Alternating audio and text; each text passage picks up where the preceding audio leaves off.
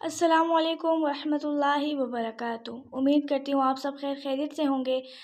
आज का जो हमारा सबक है वो है इजहार का कायदा।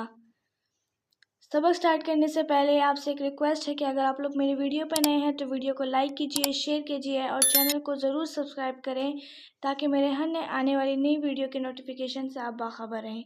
चलिए आइए सबक स्टार्ट करते हैं। बिस्मिल्लाहिर्रहमानिर्रहीम। हरूफ इजहार को हरूफ हल्की भी कहते हैं क्योंकि इसमें हरूफ हल्की के हरूफ इस्तेमाल होते हैं। ये कुल 6 हरूफ हैं। हमज़ा, ह, आइन, ह, गैन, ख।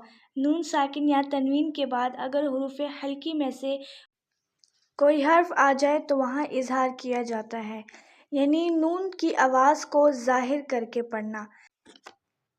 इजहार का मतलब है ज़ाहिर करके पढ़ना। कुरान से मिसालें, मिन आमना, मिन आमना। नून साकिन के बाद हमज़ा आया है तो यहाँ इजहार होगा। मिन हादिन, मिन हादिन। नून साकिन के बाद हा आया है, यहाँ पर भी इजहार होगा। समीउन अलीमुन, समीउन अलीमुन। तनवीन के बाद आइन आया है, यहाँ पर भी इजहार होगा।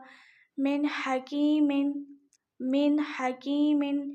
नून साकिन के बाद हा आया है, यहाँ पर भी इजहार होगा।